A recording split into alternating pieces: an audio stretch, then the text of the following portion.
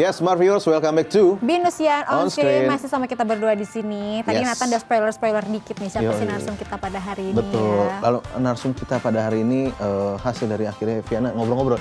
Gue rada shock juga ini ternyata kita ngobrol dengan salah satu Temen kita ya. sebetulnya. Itu saya juga kaget gitu. Ternyata ada siapa sih, Vi? Ada Rexy Hernando Huta-Barat. Itu dia. Founder Rex Advisor Law Firm dan juga sekaligus alumni Binus University di jurusan Hukum Bisnis. Ya, itu dia. Dan gue dengar nanti akan membahas seputar melihat problematika hukum di Indonesia ya? Betul, Via? betul. Karena dia jujur open minded banget sih orangnya ya. Wah. Selagi maksudnya emang teman kita juga Iya. sering ngobrol juga sama Iya, beliau. Tapi bener. benar-benar ya dia orangnya open minded banget lah gitu. Terus dia juga membangun Rex Advisor Law Firm ini tuh dia tuh ada ceritanya. Nanti dia akan diceritain nanti di interview gue gitu. Oke, nah makanya buat Smart Viewers yang penasaran bagaimana langsung kita lihat dulu aja ini dia.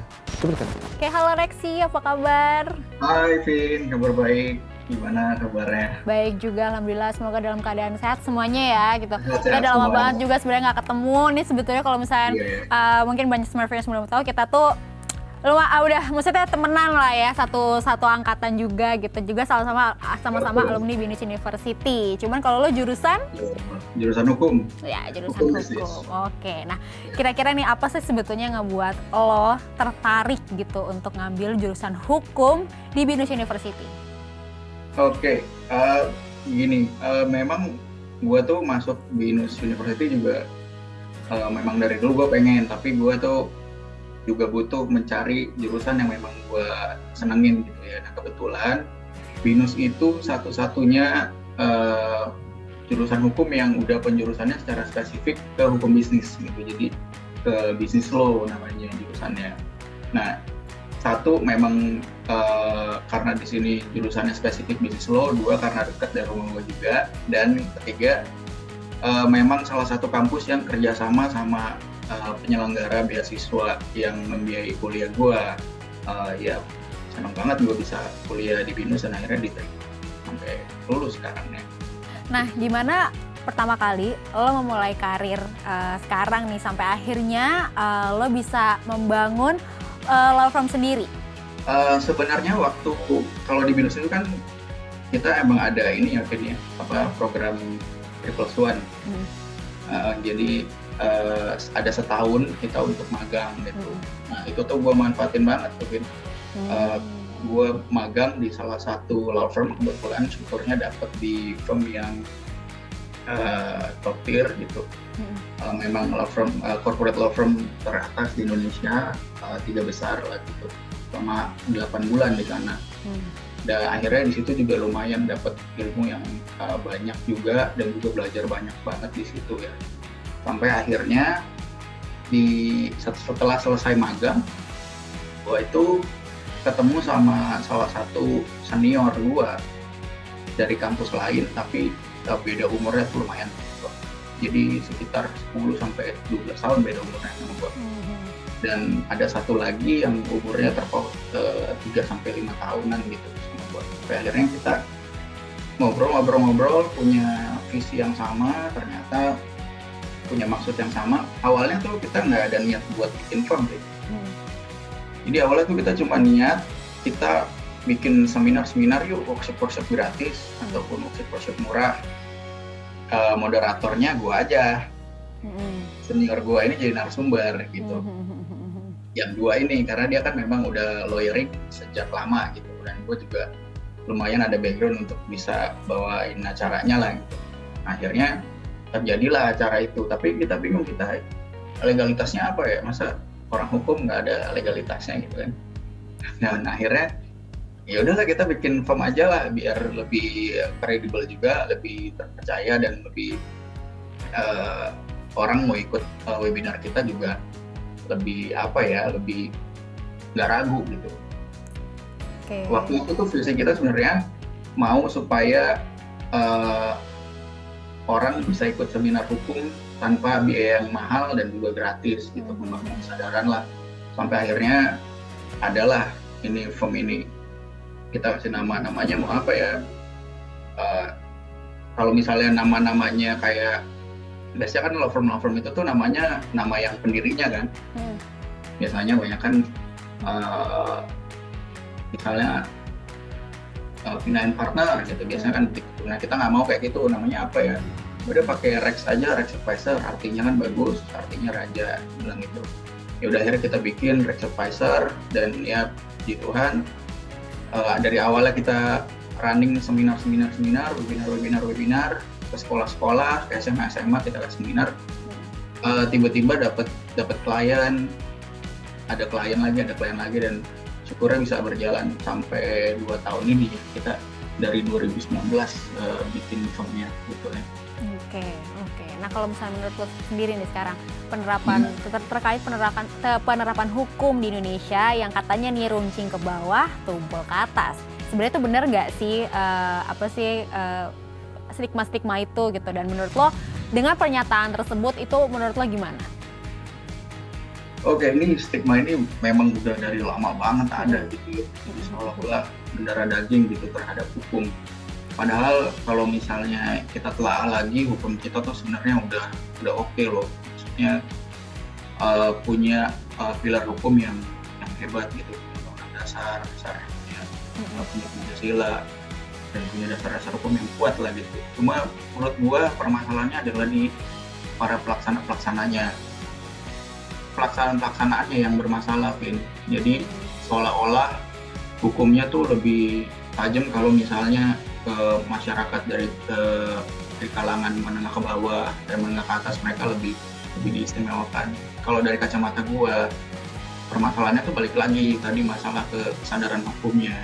Karena masyarakat menengah ke bawah mungkin pengetahuan tentang hukumnya dikit gitu ya, makanya pada saat dia melakukan pemeriksaan kepolisian mungkin dia salah ngomong, padahal dia nggak salah, jadi karena dia ngomongnya gimana gitu, jadi seolah-olah mereka salah gitu. Padahal kalau misalnya mereka punya konsultan hukum yang bisa ngedampingin dia pada saat pemeriksaan kepolisian, mungkin bisa diarahkan gitu ya, ini baiknya ngomongnya kayak gini karena faktanya kayak gini gitu lah. Kita bisa kasih tahu cara ngomongnya harusnya seperti apa gitu ya, supaya sesuai sama faktanya, dan supaya jangan sampai dia tuh ketika ngejelasin melenceng sampai akhirnya kasihan kan. Dia padahal nggak salah, cuma karena salah ngomong pada saat di BAP ternyata jadi salah gitu, jadi dihukum. Nah perbedaannya sebenarnya di itu. Jadi karena orang menengah ke atas kan punya cukup dana untuk bisa mungkin memiliki pengetahuan yang lebih terhadap hukum, bisa meng-hire lawyer, bisa meng-hire konsultan hukum, jadi mereka bisa dinasehati untuk apa aja yang harus dilakukan biar sesuai faktanya, bukan dibela ya. Jadi setidaknya mereka bisa mempertahankan hak mereka. Kalau mereka salah ya salah, tapi bukan dibela mereka salah jadi nggak salah gitu, tapi dipertahankan hak-haknya. Jadi seharusnya memang karena dia perbuatannya segini ya dihukumnya segini juga dong. Kalau misalnya salahnya segini ya nggak boleh dihukumnya segini, kalau segini juga, tapi nggak boleh, jangan sampai lebih. Itu batas-batas yang dijaga sama lawyer sama pengacara sama advokat ya. Yang menurut gue, jadi kan sebenarnya masalahnya bukan runcing ke bawah, tapi mungkin masalah pengetahuannya aja yang kurang. Makanya Rex Advisor dan juga Rex Talks dan juga Legal ini berusaha untuk membangun dari masyarakat menengah ke bawah supaya mengerti hukum gitu. Makanya kita coba adain seminar-seminar di sekolah, terus kita adain di RT-RT, di RW gitu. Nah, itu kita sebenarnya berusaha mengisi kekosongan itu, Vin, supaya jangan sampai hukumnya yang disalahkan. Padahal kan sebenarnya mungkin kalau misalnya kita bicara penegak hukumnya juga bisa jadi salahnya ada di situ juga ya. Kita nggak tahu ada permasalahan apa di belakangnya, tapi gue akan membahasnya di diskat dalam pengetahuan hukum aja sama kesadaran hukum. Karena itu penting banget. Kalau kita punya kesadaran hukum, kita tahu hukumnya, itu otomatis akan menghindari tindakan itu kan. Oke. Nah sekarang apa nih yang pengen lo sampaikan kepada mungkin generasi muda atau Binusian yang juga memiliki ketertarikan terhadap hukum? Kira-kira menurut lo apa nih, pengen mau ngasih motivasi apa mungkin, atau saran mungkin? Ya, jadi kalau misal hukum tuh bukan sekedar ngapal undang-undang ya, kita nggak ngapal undang-undang. Kalau tanya gue undang-undang ini isinya apa, gitu nggak apa juga, walaupun lulus dengan IPK yang lumayan besar dan juga di kampus yang bagus gitu. Emang gue juga nggak hafal, memang bukan itu yang diharuskan untuk orang hukum, gitu. Tapi logika berpikirnya yang akan diasah, dan juga karena hukum kan akan terus berubah ya, akan terus berganti, setiap ada hukum baru kita belajar lagi, ada hukum baru kita belajar lagi. Fun banget jadi orang hukum karena kita dilatih untuk menganalisa dan menyelesaikan permasalahan, dan supaya termotivasi mungkin ya kalau yang mau masuk hukum gitu. Hukum itu salah satunya termasuk profesi hukum, lawyer, advokat gitu ya. Itu termasuk profesi hukum officium nobile, ibaratnya artinya itu profesi yang mulia, yang berhubungan sama nyawa orang lah gitu. Dokter, lawyer, nah itu salah satu cara untuk sebenarnya semua profesi mulia tapi disebut-sebutnya kayak gitu ya. Nah, salah satu kalau kalian sulit mau jadi dokter gitu kan, kebetulan gue juga IPA waktu dulu, sulit jadi dokter, mungkin agak berat gitu ya ngapalinnya, belajarnya, sekolahnya, kita coba lah jadi lawyer. Oke, Rexy, thank you banget ya atas waktunya ya. Sukses. Senang banget Yuna.